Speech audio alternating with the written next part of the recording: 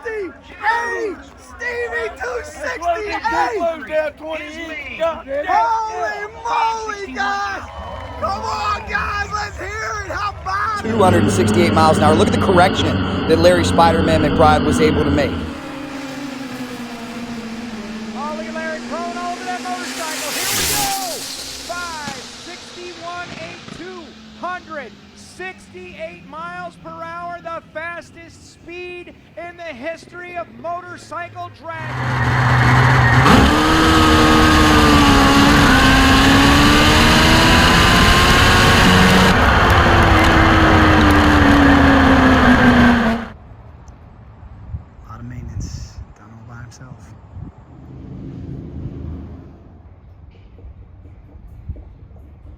We got a treat for you today, motorcycle fans. We're here at the home of the world's quickest and fastest motorcycle drag racer, the legend, Larry Spiderman McBride in Newport News, Virginia, right here on Jefferson Avenue. Stay with us because I thought it'd be really cool if we go inside the shop, see what's new. There's a bunch of new stuff and see what is going on in the world's fastest motorcycle shop. Something that changed here too, I think about 7-8 years ago, Larry Spiderman McBride closed his front door, and that was always a goal because him being such a devout drag racer, they really didn't want to take any business off the street anymore. They just wanted to work on high performance top fuel bikes, and that's what they do through the back door.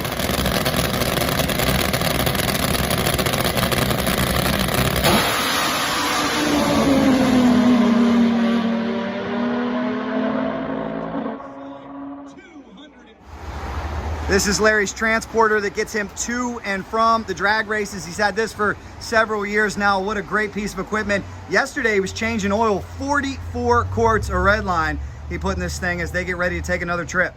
We got the Cycledrag trailer out here as well. It's always fun to come visit Larry. You may recognize this man on the side of the trailer. Yes, you do.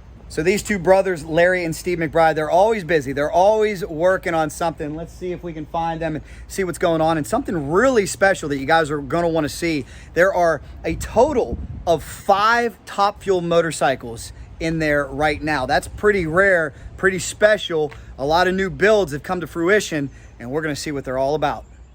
This one's cool. This is even making Cycledrag fuel. Look at this, guys. Early days of Cycledrag YouTube and Facebook. This has to be about 7-8 years ago now in Valdosta, South Georgia Motorsports Park.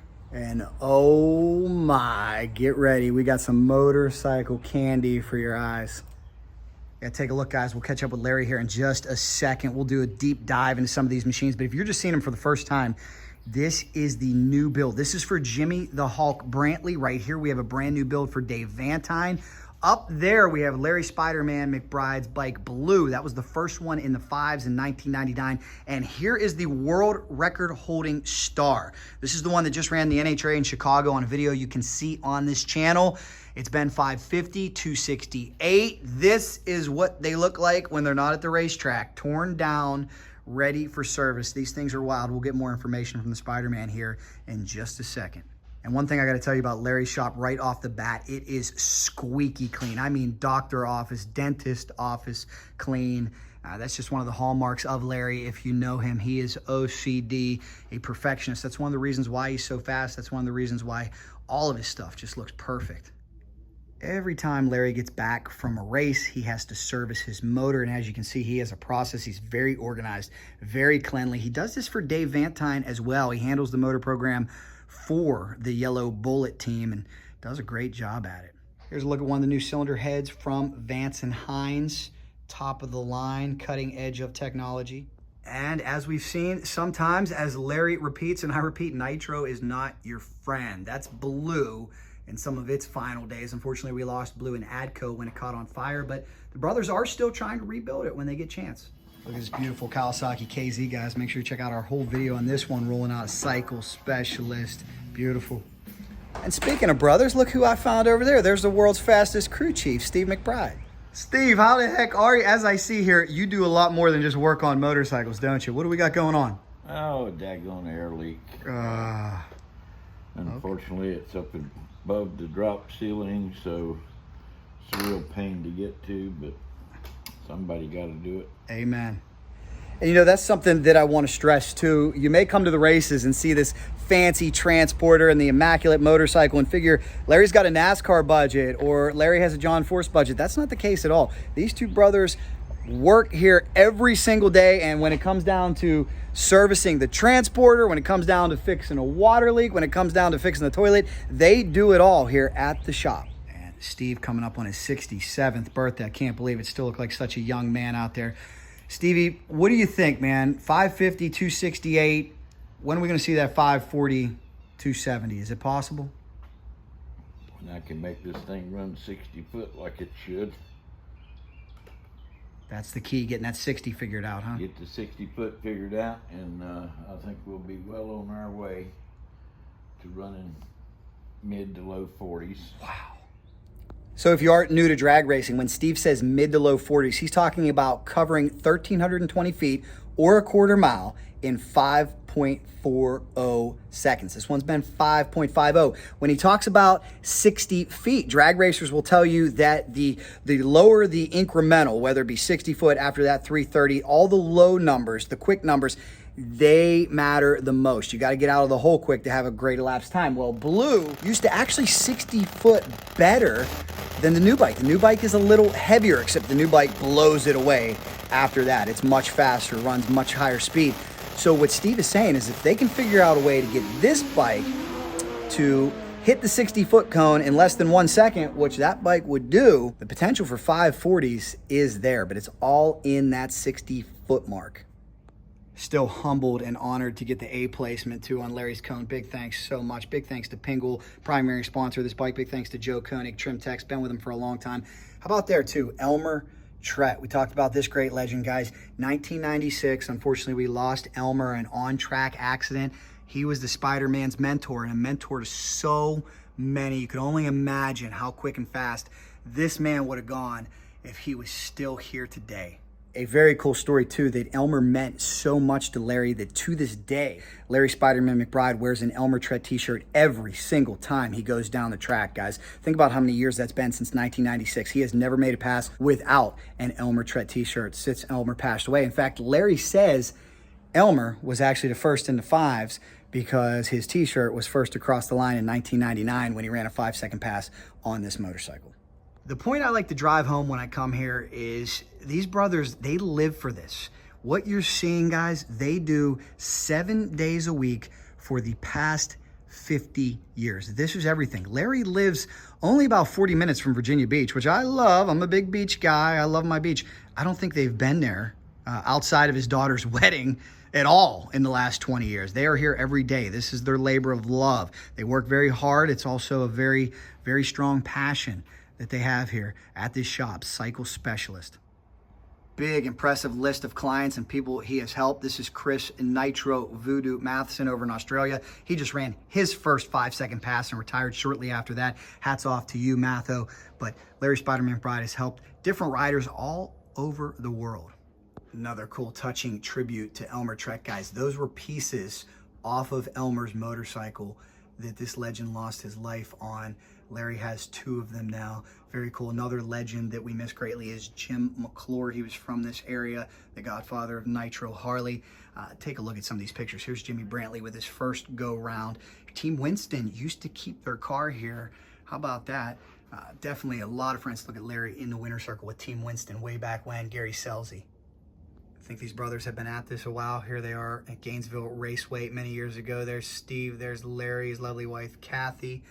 So many memories up here on the wall.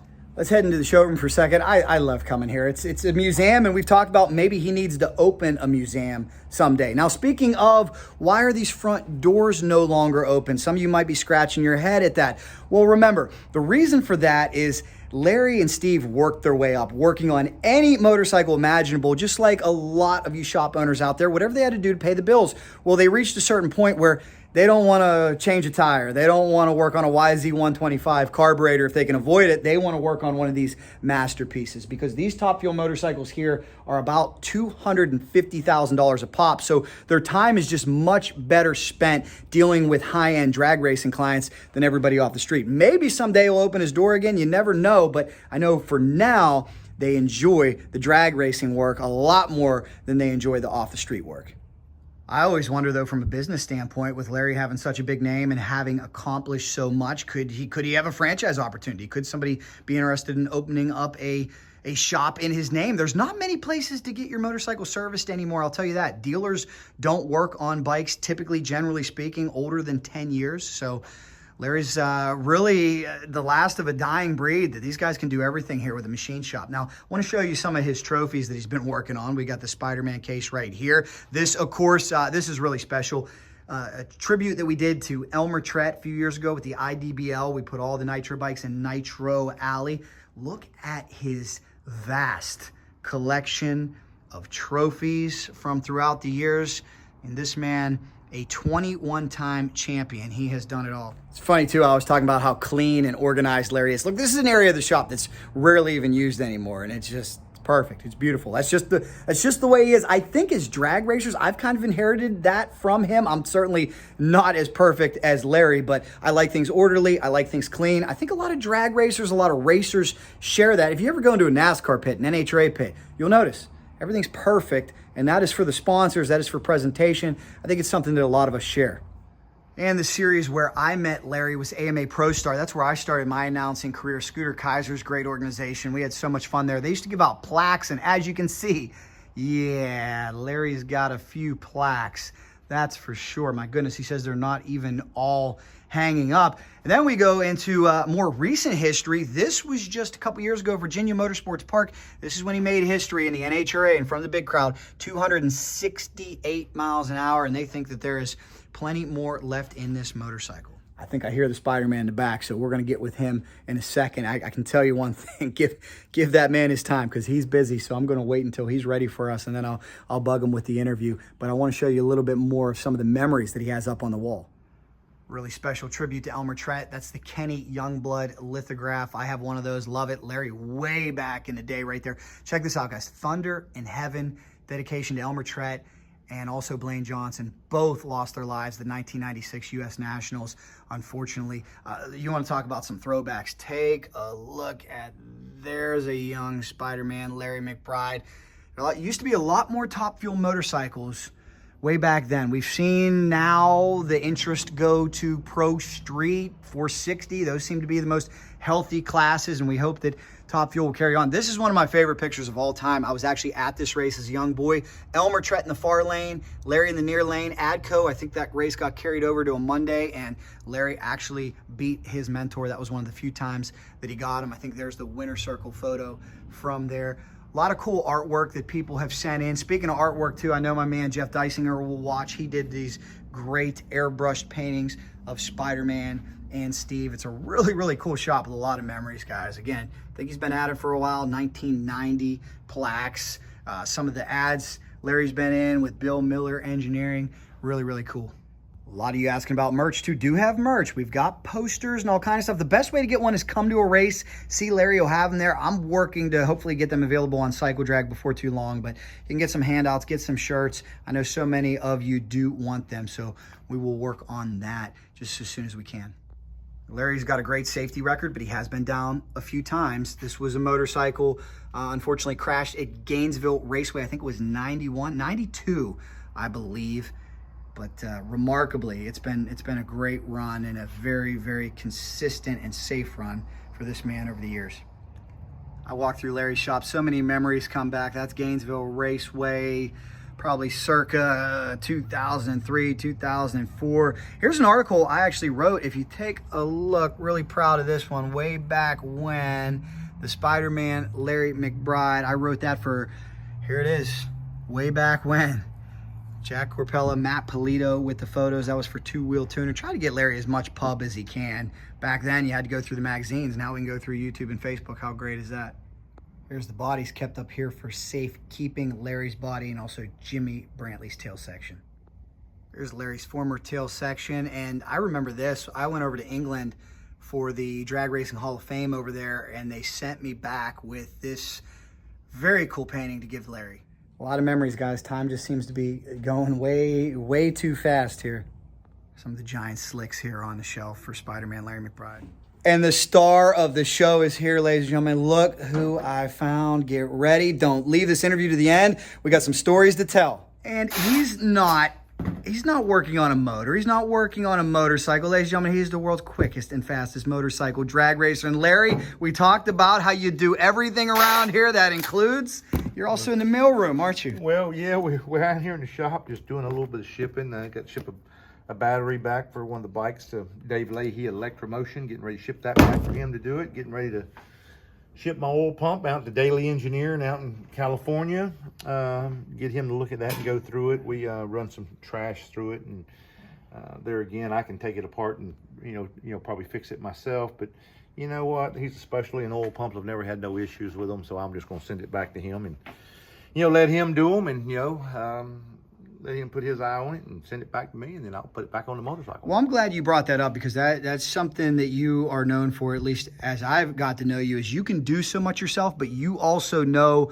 when it's better to let an expert take over. You sub a lot of stuff out to experts. Oh, well, I do. I mean, it's just like my front ends and all.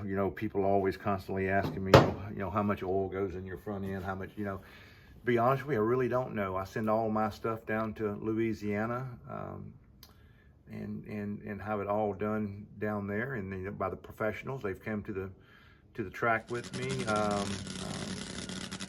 and checked everything, so they know what to do. They got all the weights for the motorcycle, and so you send that to the pros. That way you know that that's done right. And it's Jamie James down in Louisiana. Him and Doug. Doug is his lifelong crew chief back to the days when he was road racing, and he's a suspension guy, and I run all Olin stuff, and he's an Olin specialist. So I prefer to send them back to him, and I've recommended a lot of people to send their front ends to them. Everybody, when you got a guy that's his job, what he does is strictly nothing but suspension, that's what you send him. Send my oil pump to the fuel pump people. I send it to the oil pump people, right? And if I got a bad fuel pump, I send it to the fuel pump people. Smart. So, and we keep an eye on them, of course. You check them yourself, and we run Daily Engineering products, and we have been for a long time. And we just send it back to him. He'll tear it all apart, go through it, freshen it up, put all new O-rings and seals, and put new rotors if it needs it. We hurt some bearings that we normally don't hurt, and hadn't hurt any since 2012, to be honest with you. And run quite a bit of trash through this oil pump, and like I said, I could take it apart, and I've got all the parts to fix it with. Other than maybe if it needed new gears, then I couldn't do it. And looking in it, looks pretty good, just eyeballing it, but I'm gonna still send it back to the specialist and let them look at it, and put my time into something else that can be more creative. Smart to defer to your specialist. Larry talked about suspension moments ago. Here's a look at the suspension. As he just told you, he's not a suspension expert, so he has a very vast Rolodex from 50 years of doing this, and a lot of people that help him out. And hey, why not use those experts? It's a common thread that I have found with successful racers, successful individuals. It's wonderful if you can do things yourself, and the more things you can do yourself, the more money you're going to save. But you also need to know when to defer to the absolute gurus, the experts who deal with these products on a daily basis, like our friend Phil Dawn, Behringer Brakes. It's great to meet him, and he's helped Larry get this thing stopped. Speaking of getting them stopped, a huge breakthrough for Top Fuel motorcycles is this carbon brake. They used to use more standard rotors and brake systems, but this one right here, Larry says he will not race without. This, combined with a parachute, gives him the opportunity to get stopped on short tracks when he eclipses 250 miles an hour. Steve, what are you working on here? Just checking out a new inflation tool. Oh, cool. Now these chassis... It locked on. Oh, very cool. And a lot of people probably don't know about these bikes. These chassis hold air, correct? Yep. How much air do you hold? We put 200 PSI in them. Wow. And for those who do not know, what do you use that air for on this motorcycle? Everything. Everything, such as? Well, it controls the all valve. Well, actually, that's about it. Okay. We changed all of our clutch flows to electric instead of pneumatic. So definitely could be a major problem if you ever had an air leak on one of these bikes, right? Oh yeah. Have you run into that? Occasionally, usually if you've got everything plumbed right and you keep your fittings good shape, you're all right. Just one of the many things. It does the parachute as well, the fuel shut off, stuff like that. All very, very important things on this motorcycle. And there are spare parts all throughout this shop from many, many years of racing. And what makes this sport so difficult is you can't just pick up a catalog and order a lot of this stuff. A lot of this stuff is custom, one-off. You have to be a machinist. And that's why these guys are the last of what appears to be a dying breed. We hope not. We hope others will keep this going strong. But certainly not the easiest thing to do is race a Top Fuel motorcycle, which is why so many come straight to Larry and Steve for these builds. But you know, these builds take time, especially the way these guys do it. They do it all by hand. And that's one thing you may find surprising. If you look behind me, these are all Steve's machines, old school machines. There's not a CNC in this building. They've thought about getting one, but they decided, you know, Steve's just an old school tool and die maker, and he makes so much of this stuff by hand that they've just continued to do it the way they always have. Here's one popular job that Larry will take off the street. He will take in sets of carburetors and help to get them unclogged, because with today's fuel, that's a common problem that you find if somebody lets their street bike sit for too long with all the ethanol in this fuel, usually the carbs get gummed up.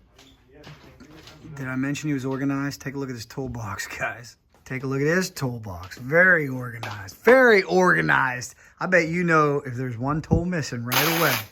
Well, I try to. Things do get missing, but you know, you try not. You don't want them to. I can tell you that. They cost too much money. As you would see in most motorcycle shops, still have a tire machine and a wheel balancer back here. Massive battery tender where he can maintain everything, because they've got a lot of batteries with everything that they run. Always something going on over here, and certainly a lot to ship out. There's an office in this shop as well. We've been in here a few times in the past, so many memories on the wall, but this is a place where Larry comes in here, does some paperwork, responds to emails, handles all kind of different things. But look at all these memories, guys. This is one of my favorite up here. Picture of Elmer Trett, Jim McClure, and Larry McBride way back in the day. Kind of maybe a little bit more of a museum than an office, Larry. This is awesome. Yeah, I plan on making a museum once I retire. Maybe make this a museum. How about that, guys? Let us know in the comments. Would you visit a motorcycle drag racing museum in Newport News, Virginia? You want to talk about how long these guys have been doing it? Here's where they started. There's Steve. There's Larry in the dirt. Plenty connecting rods over here as well. But this is Larry's favorite chair. This is where afternoon nap time can sometimes take place. Dyno over here too. These guys don't use the dyno much though. Not going to be able to use the dyno on a Top Fuel bike. Well, again, do appreciate you guys watching this long, and this is just awesome access. So, Larry, I want to thank you for letting us in your shop. Busy day. You guys got stuff going on. As we can see here, multiple Top Fuel motorcycles. And, you know, you were scratching your head because I was asking you, have you ever had 5 Top Fuel bikes in here at once? Well, you know, it's been a long time. I can tell you that, if we've ever had 5. Well, that's a lot of motorcycles, a lot of top in one place, you know. I think we've had, you know, if Dave's other bike was here, I think it would be 6. But wow.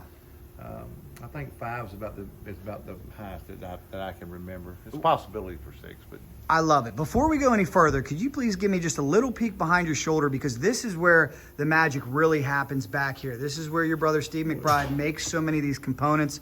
What are some of the things that he's able to do? And another question I have for you that I was talking about is, you guys, people will be amazed to know that you've never been a CNC guy. No, we do everything manual. Amazing.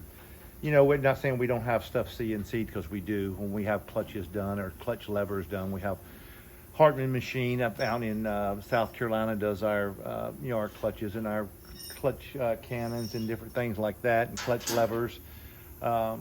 Steve originally designed them up, and then because we have several, you know, several mates. We do a run of 6 at a time, and to make it worth their while. And but here, Cycle Specialist is what we do here. You know, we build these motorcycles. We love it. And over here, this little department over here is where we kind of do all of our cylinder head work. Wow.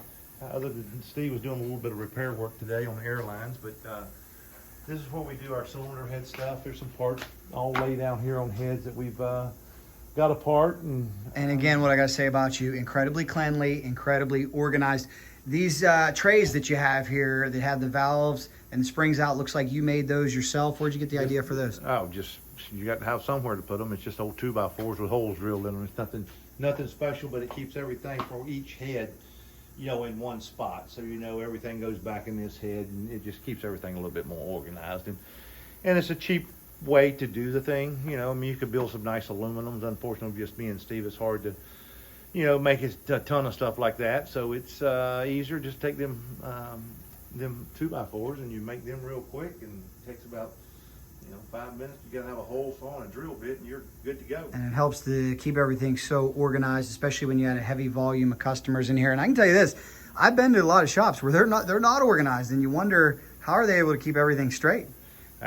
Boy, I've been to some of them. I don't know how they do it. And we're here, we have to keep everything organized because, you know, you're not allowed any mistakes. And, you know, your customers that come in that you do, they like to see you organized too. That way they know they're getting their money's worth and getting their parts back on their motorcycles. And that's just the way you have to do it. It's the way I've always done it. Even when I was doing all of the retail sides with street bikes and all of that, we still kept everything very organized.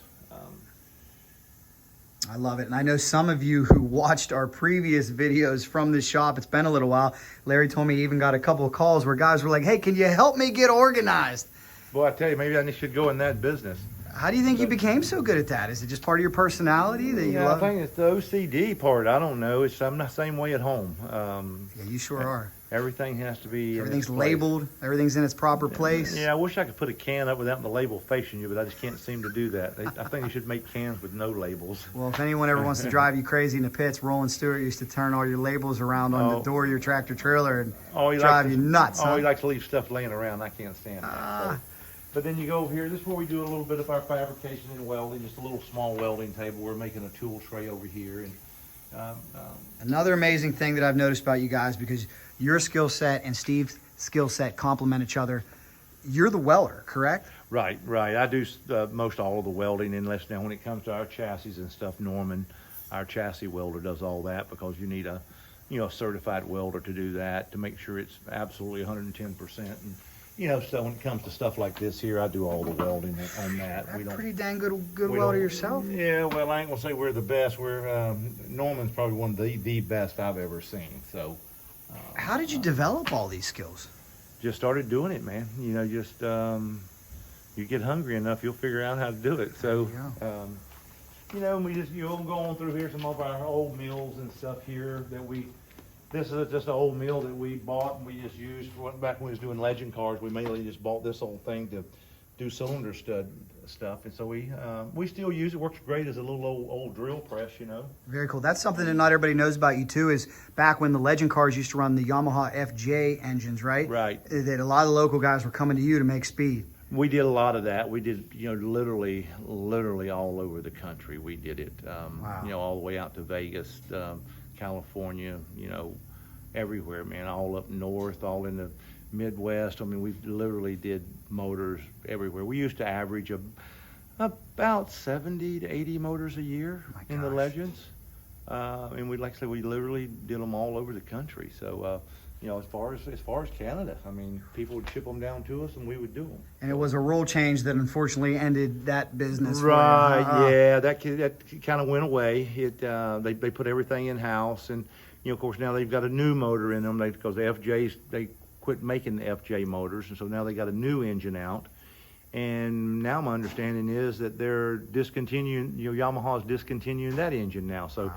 It's just another hurdle for the Legends to, jump over, but they will again. I mean, they've got good backing, they got good people up there, so they'll get it all going. But it's a great start for kids. No doubt. That are into round track racing. It's a great class. I literally loved it. We got a local racetrack here that's only maybe 8 miles from the shop here, so it was pretty convenient for me.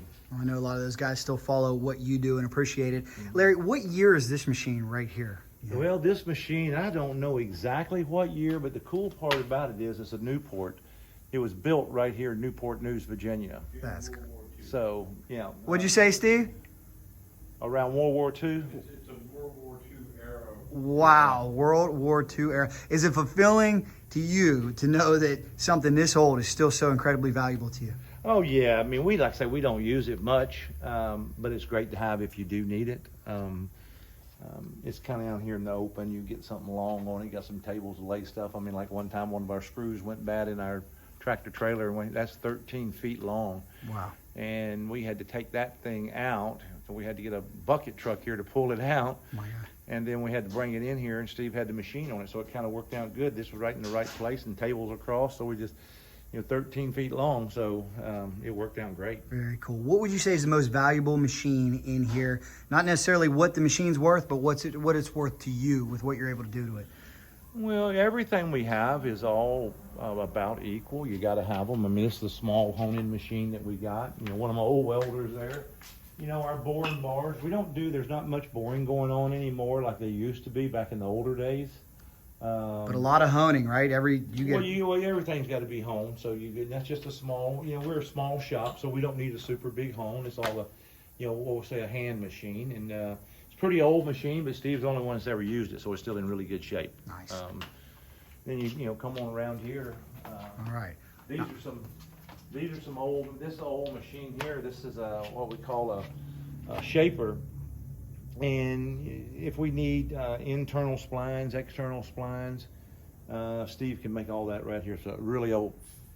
None of your new machinists even know what this machine is, okay? They couldn't tell you for the life of them if they come in here. Wow. They could, a CNC guy could not tell you what this is unless he's an old CNC guy. I love it. He couldn't tell you what this machine is. I love it. We've had so many people in here, young boys that are, we're machinists. Oh, you are? Well, what's this machine? Well, I don't know. You never seen one of them. So, they call their machinists, but they're really CNC programmers. And sometimes the guys that say they're machinists, they got a programmer. The programmer sets up the machine, and then people just stack the machine and pull the parts. And every so often they'll read the mic and measure the parts. They'll say every 10 pieces, okay, just to make sure the machine is still cut and accurate. That's a lot of the people that claim to be machinists today. There's not many people like my brother left that are tool and die makers that make stuff by hand and make fixtures to make stuff. We don't have a 5-axis CNC, so Steve is 5-axis himself. Wow. So he does. There are certain things we are limited on. We can't make quite as nice as a CNC. We can make about anything that the CNC does. You just have to make fixtures to hold it. And that's where the time comes in, is making the fixtures. I tell everybody this story. My stepfather that's where Steve learned from, which was also a tool and die maker many, many years ago. This was probably back in the mid to early 80s. He actually took and cut splines, and we had to make a new crankshaft shaft, and he had to cut splines in the shaft, and he did it with a fly cutter. Which, if most of these people who are probably listening to us don't even know what a fly cutter is. But it's a small tool, it's adjustable, that goes down and it turns like this here. He cut the splines with a fly cutting thing, which a fly cutter you'd normally cut a flat surface with like this here. You'd set it up and you could cut this surface here. He actually cut splines in it. I don't know if I've got it right here. Steve, here's I'll get you a shaft. How about that? And show you which is pretty impressive. He actually cut these splines in there where we use a shaper, and the machine actually cuts this way and cuts in and makes this spline, right? He actually took a fly cutter with a really small bit, or I'd say you'd call it I don't know, it wouldn't be an end mill. What would you call him? Yeah, you use the end mill to make the initial cut and then form the sides with the fly cutter. Which is pretty impressive. I would say so. Yeah, I mean, that's what we call real machinist. And there's a lot, don't get me wrong, there's a lot of great CNC guys out there, a lot of great ones, but there's some that what they are, they're operators. They forget to tell everybody I'm a CNC operator. They say I'm a CNC machinist.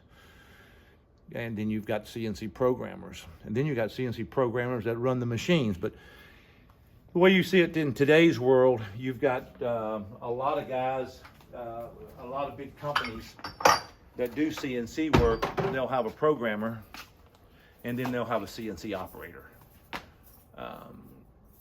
That's the way most of your large companies go now. Then the operator will, get into some programming and down the road when he gets a little older, then he's into, now he's the programmer. Now we got a new operator in, but they still got to be able to know how to run the machine. Well, it's truly amazing, because we're taking a look right now at one of these hand-built creations. It's just staggering what you guys are able to do. Speaking of the world's quickest and fastest motorcycle, there it is right there, 550-268. Just came back from Chicago. That video you can see on Cycledrag YouTube. Unfortunately, ran into a little bit of a mysterious issue there, which is super rare for you guys. Been the first time you've been out all year, though. Now that you've had a chance to bring it back to the shop, what was the issue? Well, we had a little issue. The issue was really a minor issue that turned into a major issue at the racetrack. And it was self-inflicted. It happens. I'll have to take that was probably my fault on that. Can't say for 100% sure that it was my fault, but I would say that I'm probably 90% sure it was my fault. Something in our barrel valve situation in here. What is a barrel valve? How do you explain that? This is a barrel valve. This is what they call it. It's a metering valve. What meters the fuel. Okay. And this thing has to be a distance. It has to be, the piece inside here has to be set at a certain distance, right?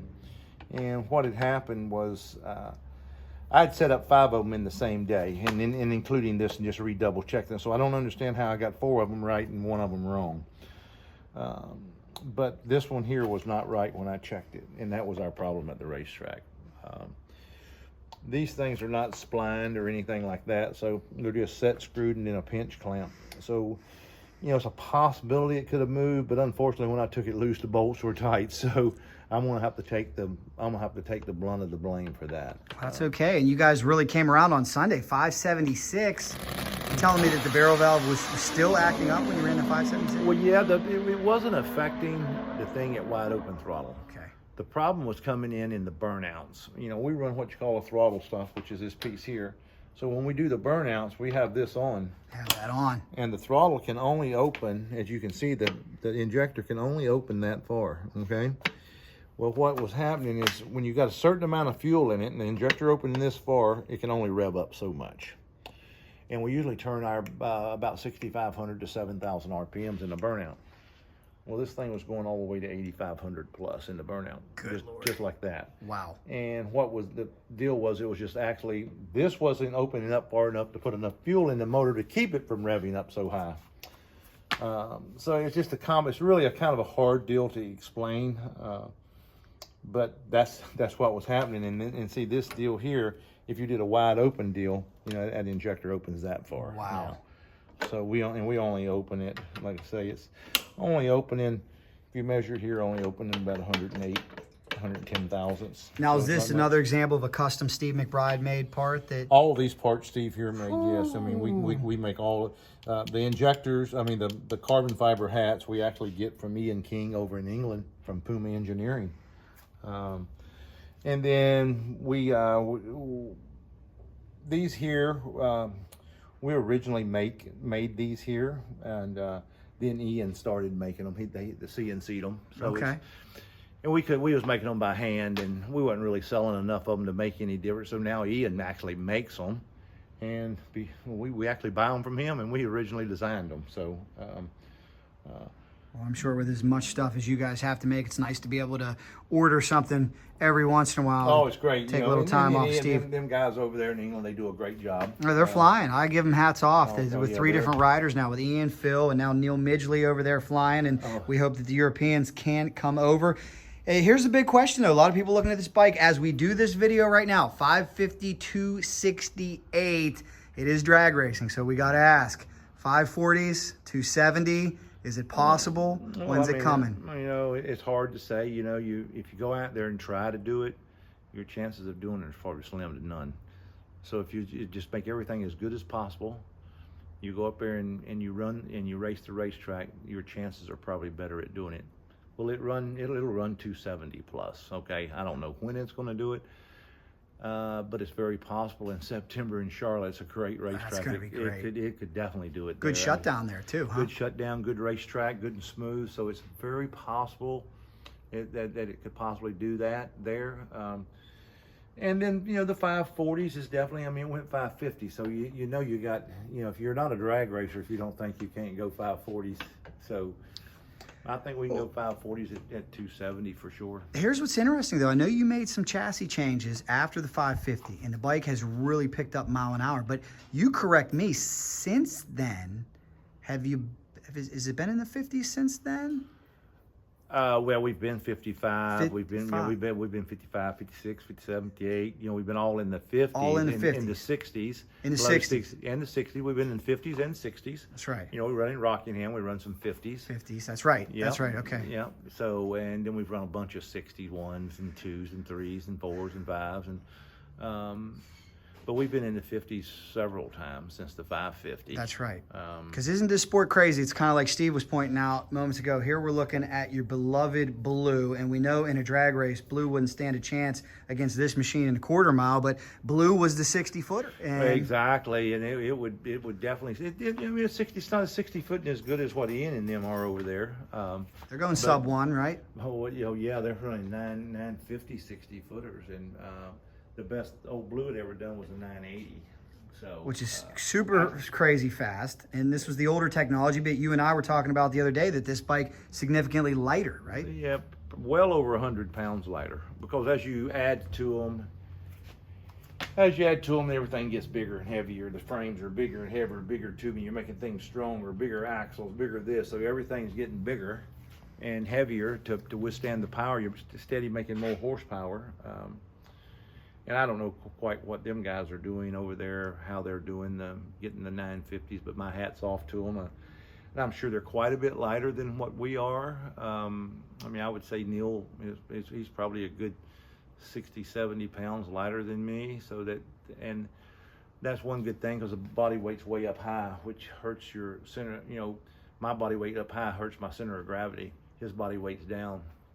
So the heaviest part of your torso is your waist up. That's the heaviest part of your torso. So that's the heaviest part that is above center, which hurts your center of gravity, which hurts the way the bike leaves. Where when you see Neil over there riding his bike, he's really low. So it helps the center of gravity. So it's automatically going to leave a little bit better, but it ain't going to really make it run any faster or quicker down at the top. They have not got their tune-up exactly right. So. But my hat's off to them guys. They do a great job. Yeah, I hope we can get them over here. Like I said, I think it would be awesome if they could come over. Especially with us doing this.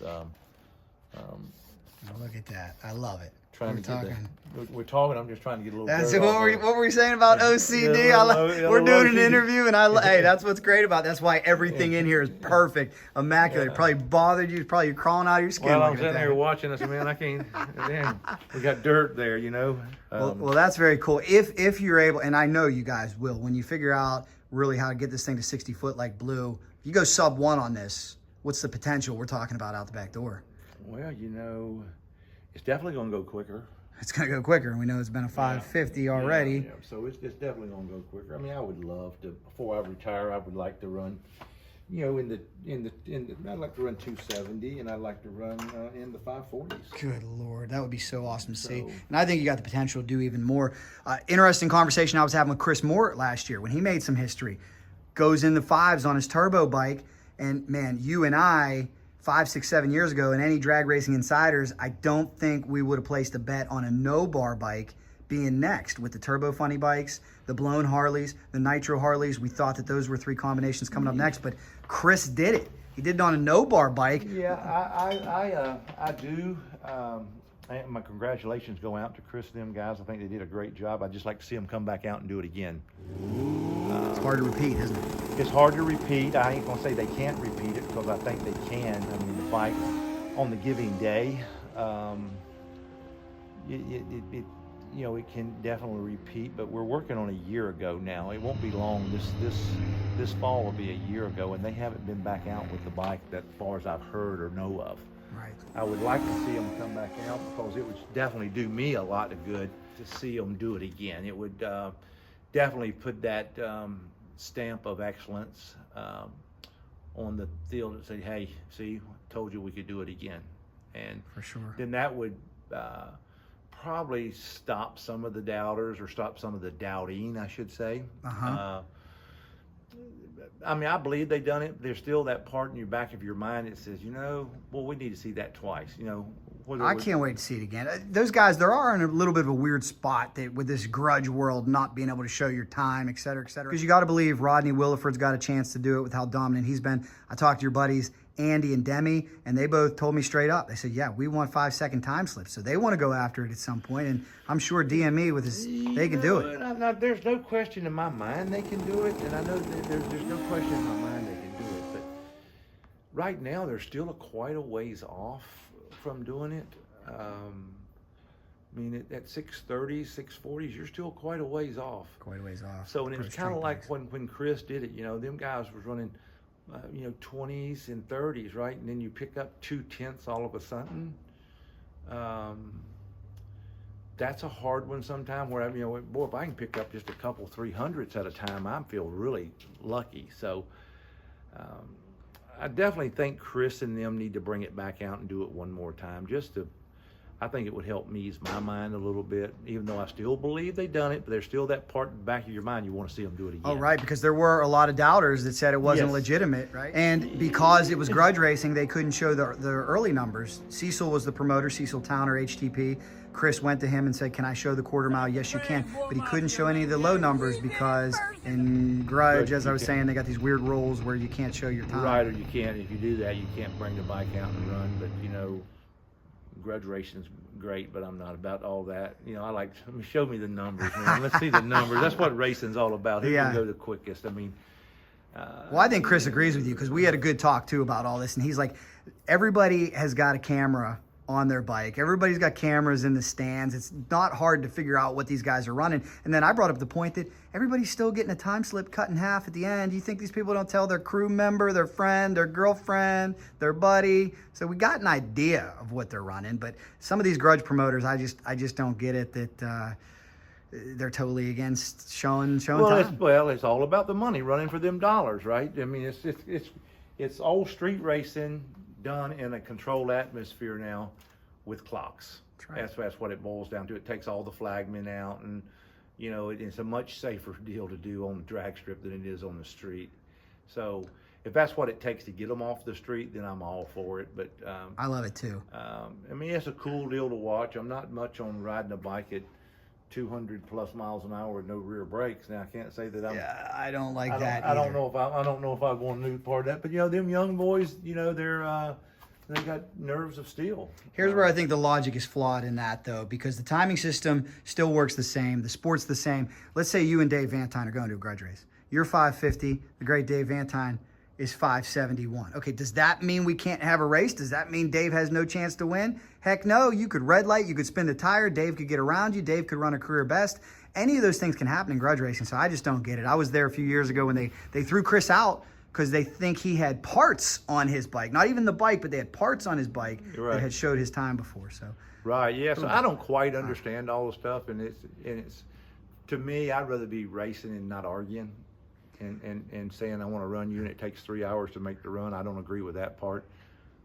I'm not much of an arguer or all that stuff. Let's go up there and put it on the line. It'll take us, let's just say we'll go long. It'll take us 6 seconds to get all this over with instead of 120 minutes of talking about it, or 2 weeks of talking about it through Facebook and social media. Let's just go to the racetrack and find out. Well, Cycledrag would never be guilty of hyping anything up, right? That's what your job is, to hype it up. But I'll tell you one thing I bet you are envious of that I wish we could do in the pro level someday. How about a 90 grand purse like they had? That's outstanding. It was a $5 grand buy-in, 16 bikes, 90. Could you imagine 90 grand to win, what that would do to your program? Well, I can tell you, it would do a lot. And them guys, that's just incredible. Incredible. Their bikes are incredible. Some of these young guys that are riding are incredible. But I tell you, out of all of the people racing and all the racers, there's a couple guys out there just really impressing me right now, more than anybody. And who's on your radar, Larry? Well, I'm gonna tell you, Chase Van Sant's really on my radar. Very impressive. Very impressive. I tell you, I love that kid to death. He's really a nice kid, and I've known him for a long time. Known his daddy for a long, long time, and man, he is just an unbelievable rider. Great talent. Robot on that bike. Just absolutely. And then, of course, Gaige Herrera is just another stud. I've been watching, but there's so many. I tell you who is really on my radar watching is Travis Davis's son. Just won again in the PDRA. Congratulations, Just second win. Absolutely incredible rider. And not only that, that kid is smooth talker and a great tuner. I mean, he's been around tuning with his dad all his life. So I've been watching him a lot. And of course, then you can't forget about the Schnitz, you know. I mean, geez, Trevor Schnitz. Trevor Schnitz, the next He had a gen. little bit of setback getting his foot broke, but he's an extremely good rider. I think he would make a good pro stock or PDR nitrous bike rider. I mean, so. Well, Larry, you just gave me the perfect segue here because we're talking about Chris Moore. We're talking about some of the young superstars that you admire, and we're talking about inside your shop. So here's the big question. Is it possible, or what will it take to get people like you just mentioned interested in Top Fuel? You know, I don't know. There's a lot of dedication to Top Fuel. I think what it's going to take is what we got going on with NHRA right now to get into the NHRA. That's why you got so many pro stock. Once you get into the NHRA and you get some people back in the class, then you're going to get more interest in it. There's some people talking, wanting to build some. Unfortunately, these things, you know, we can't call up Schnitz, or we can't call Pingle, or we can't call Dan Rudd to get all of our parts. You know, we get a lot of stuff from Pingle, we get a lot of stuff from Dan, you know, smaller stuff. But Dan makes me some stuff, Pingle makes me some stuff, but you can't call up like you can and get all of the bodywork ready-made that's bolt on from bike to bike. Yeah, true that. It's just hard. It's not that way. It's never been that way in Top Fuel. So, I was just down at DME not long ago, and I mean, I really give Demi a lot of credit. You can buy just about everything you would need for a pro street bike off of him. He's got it all. You can call up and order. You can order every piece and bolt it on at home. Demi's got it all, from the motors to the exhaust pipes to the fairings to the all the max ECUs, all of the stuff. You can bolt it right on. He's got brackets for this and brackets for. He's got everything. You can order a complete pro street bike right from DME, and I'm talking top quality stuff, and make a bike that'll fly as long as you can tune it. Well, along those same lines, something that's kind of interesting, I don't know that you would ever be interested in, but as you wind down as a rider, which we hope is not for a long time, please don't hang it up just yet, but like Demi did with the pro street bike, what if the answer was you becoming the go-to guy and you have the formula, you know how to build these bikes? I think I talked about it with Chuck Stewart one time. What if everything had a part number and mass produced and a bunch of these guys paying for it? Would you ever be interested in being like the DME for Top Fuel and letting these guys? It would be awesome to do something like that. You know, the only problem you're going to have is just like DME's got right now. You're going to order every piece of the bike. There's only one Andy. You can't order Andy. And there's only one Steve. Right. You can't. Steve, can you clone yourself? It already. And that's what, and then DME's got a lot of great people behind them. They got Steve. I was impressed at how many people were working in that shop. Oh my God, they've got a lot of great people behind them. So great, talented fabricators, and DME has come so far in the last 5 years. It's incredible. Not that they wasn't good prior to that, but they've come so much further now in the last 5 years. I'm definitely impressed with them. There's a lot of other good shops out there that does good stuff. I mean, a lot of pro street stuff. I mean, you got the boys in South Carolina. Williford, right? Williford, he'll build you a complete. Absolutely. He's dominated XDA for many years now. Yeah, now whether he runs DME stuff or not, I'm not quite sure, but I'm sure he almost has to. Because DME makes so much stuff. There's some other people out there making pro street stuff also. So I don't know exactly where Rodney gets his stuff from, but I know he's badass. So. He sure is. Well, I was looking at the picture up there of you guys at a race in the 80s. I don't know exactly where it was, but there's like 18 Top Fuel bikes. Okay, so is it safe to say that now Pro Street has kind of replaced that in motorcycle drag racing? That's where the young guys go. That's where the numbers are. Absolutely. And, we thought that maybe Harley was replacing that deal for a long time, when the Harley dealers were selling a ton of bikes, and then we had a lot of Top Fuel Harleys out there. And, we were getting, at the NHRA races, I think we was getting 18, 21 bikes, something like that. Good Lord. At the NHRA races with the Harley guys. Top Fuel Harleys, right? We're getting a lot of bikes, and then, And I think you'll recall what I said many years when they couldn't, there's no way they could maintain. You nailed it. Nailed it. Type of driving. You know, when you have a regular job, you can't go from here to Las Vegas, okay? I mean, I know I can't leave my business for 3 weeks, okay? Mm-hmm. I don't have a truck driver. I mean, I drive my truck. So, you know, so you know, be gone from the shop for 3 weeks. I can't do it. I mean, a week is bad enough. You nailed it. That was one of the best things that ever happened to Top Fuel Harley. I was there at the first race that they had. Terry Vance, Doug Vansel, the Turner camp, all those guys. It was wonderful. But then you and I looked at the schedule and said, there's nobody that can last here, really. And they can go a few, like I said, they go to they did exactly what I said it was going to do. They could do 3 or 4 years, and that's it. That's it. And then you deplete the dollars, and then you know you're married and got grandkids and kids, and you know you know a lot of the guys were young boys with kids and families, and when you're trying to race, you know, 11, 12, 14, whatever their number was, I just knew they couldn't maintain it when you're in.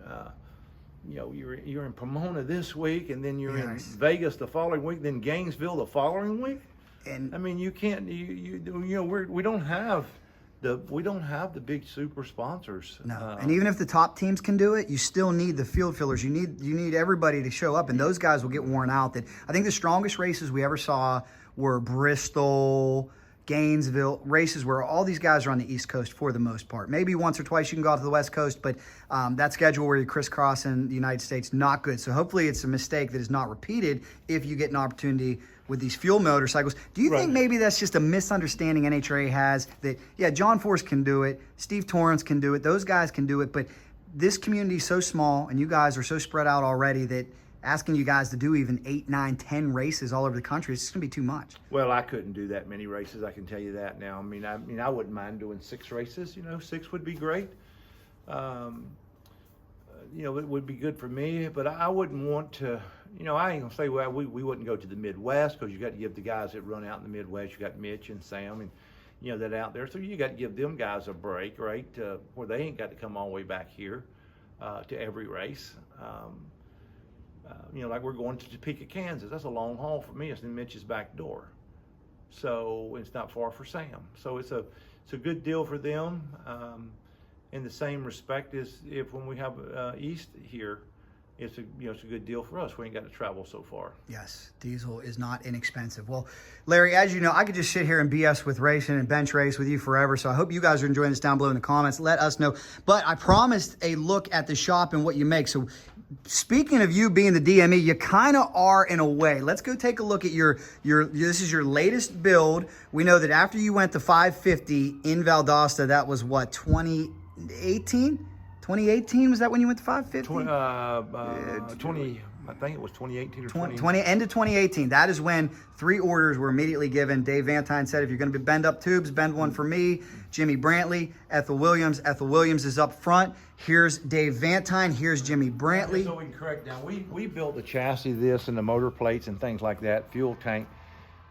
Dave and them, Greg Pollard at Nitro Fab, he actually did all the wiring. And you gave them a roller, correct? We gave them a complete roller, and then he wired it, and then they brought it back to us. He made the, made the exhaust pipes, things like that. Then he brought it back to us to plumb the thing.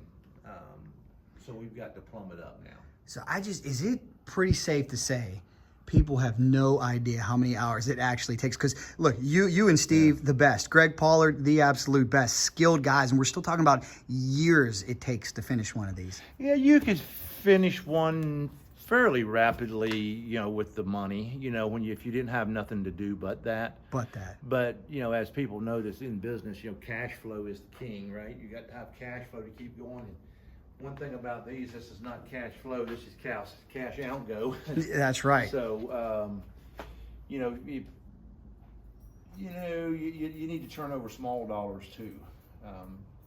But this is a lot more fun. Well, does it give you a warm, fuzzy feeling knowing that 5 years ago, when they were just ideas on paper, Jimmy, done. Vantine, you're telling me about 40 hours away from being done. Yeah, maybe a little bit more, because we got to make some, like I said, we got to make some wheelie bars for it now. So, since we did this chassis, there's been quite a few updates on these things. So, but you're close. but we're close. I mean, it's really close. As soon as we get back from Jimmy's test, we're going to jump on this thing and knock it out, get it finished, get it done, get it back to him, so they can, hopefully they can test it this winter. You know, that's the goal. So Larry, you're 65 now. Steve is gonna be 67. Do you think you would ever build yourself another motorcycle? Do you think there will ever be another build coming out of this shop? I'm sure. Wow, I wouldn't expect you to say that. You told me 5 years ago these are the last ones we're going to build. I love hearing that. Okay. We might. You're feeling good, looking good, looking strong. It all depends. I mean, I ain't going to never say never, because you just don't know. Yeah. But yeah, there's a few things. We would like to build one more chassis. Some different things you'd like to do? Yes. Yeah, definitely. Because you've learned a lot, right? We've learned a lot, and we could definitely make one a little bit better. That is so amazing. How about, I always wonder too, the extra parts you may have for this guy over here, Blue, because at one point, I think you had, what, 6, 7, how many motors do you have for that thing? Well, we've had, oh God. And Ian's going to be mad at you because he says he races on one. Oh, I understand. But they can do that over there.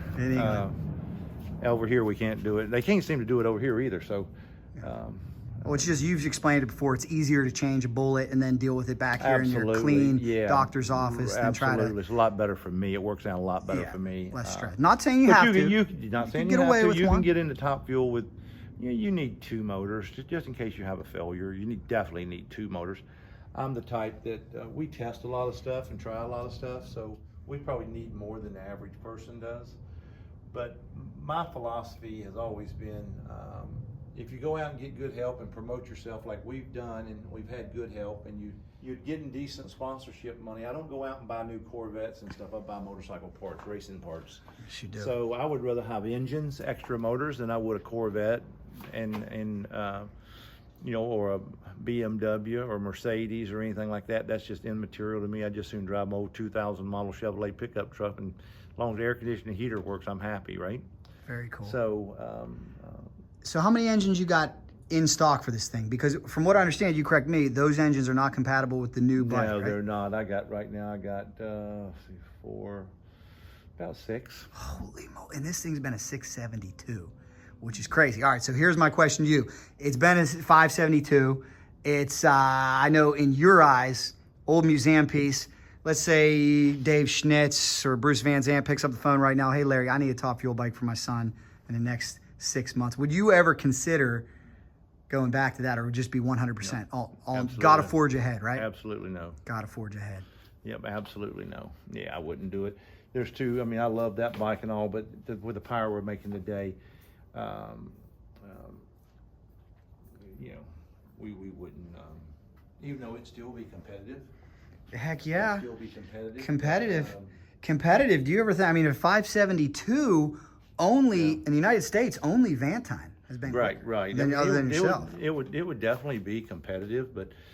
And who's to say how quick you could go with this bike with what you know now? Well, yeah, especially with the new fairings and different thing that we're running now, that will make it a lot better. So. That's amazing. That's good. That's good to know. I mean, hey, it's amazing. You know, that's racing for you. Things become obsolete very, very quickly. Well, I wouldn't be honest with you. You know, I'm the only one that's ever ridden that motorcycle, and that's the way it's going to stay. That's the way it's going to stay. You know, it's going to be.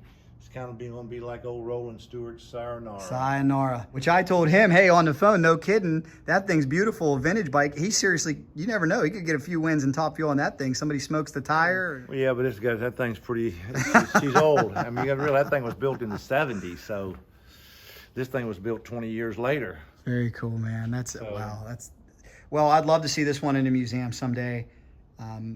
You know, very historic bike, first in the 5s. We're going to work on it. We just hadn't done it yet. We're going to get to it, though. We're definitely going to get to it sooner or later. So. I see you're a little busy. What do we got going on in here, Larry? Oh, it's just some stuff that Nitro Joe sent down here.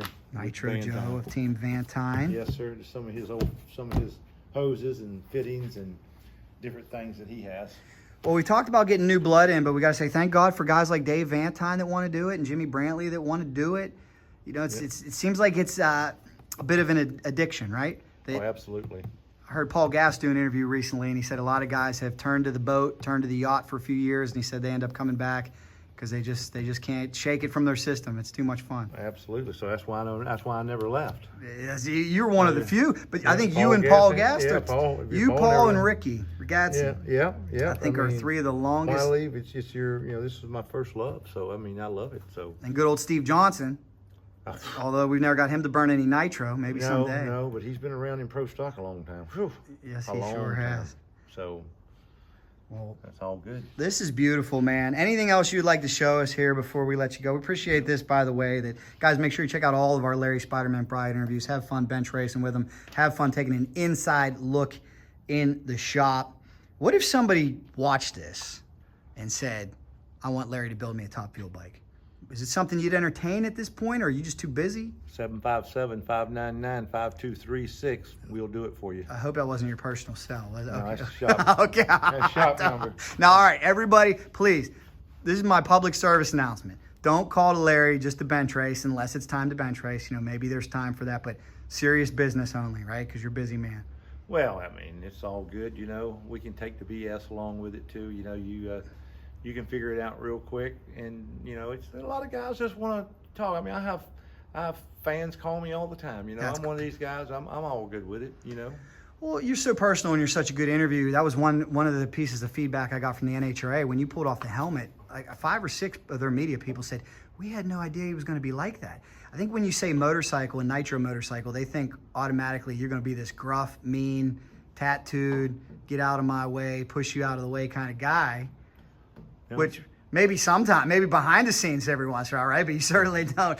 Yeah, you were just, they love you out there, Oh, man. well, you just, you know, the thing about it, you just got to remember who you are and just keep a level head. I mean, that's the main thing. You know, some people can't control their emotions, and you try to, you know, I like to, if I can't control mine, I like to be away from everybody. I don't like to do it in front of people. Yeah, you know, for sure. You've always been great at that. Try to do it behind the scenes, and because everybody has their bad days. I don't care who you are, you have your bad days. I don't care if you're the preacher or who you are, you have bad days, and sometimes you just don't show the emotions out in public. And that's one thing I've always tried not to do, because you always want to be, when you got the nickname Spider-Man, you always want to try to lead the right direction for the kids. And that's always my main concern, is watch yourself around the kids.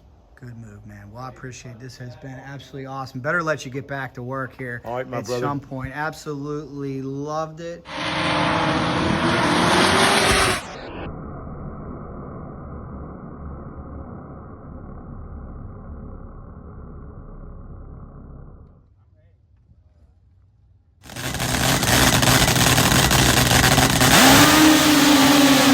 I don't know that I've ever seen a more impressive run than what Larry just did. In 1999, when I went to 599 at Houston, so to be able to do it here at home, Done it the way I have, and what I've done is, you know, surrounded myself with good people. You got to treat people right to get treated back right.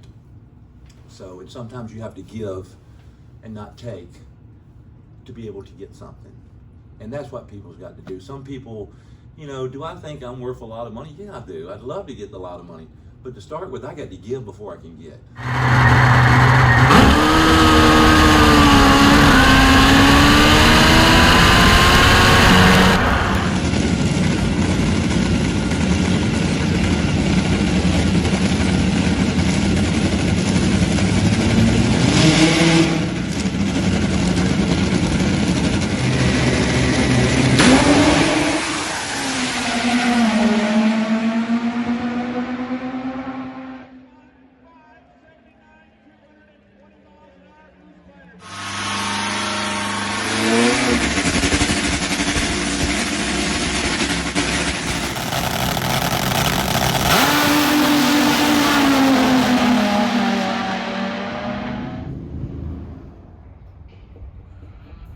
So guys, in the comments, please thank this man, 21-time champion, much more to come too. Feeling good too, looking good. We talked about your health issues for a while, looking like $1 million, so feeling better. you're gonna be out there till you're 90 years old. Thanks so much, Larry. All right, We thank you very appreciate it. much. Guys, leave us your feedback, questions down below. If you like that video, here's another one for you. Subscribe right in the middle, and you know if there's anything fast motorcycles, we're in. Cycledrag rolls on.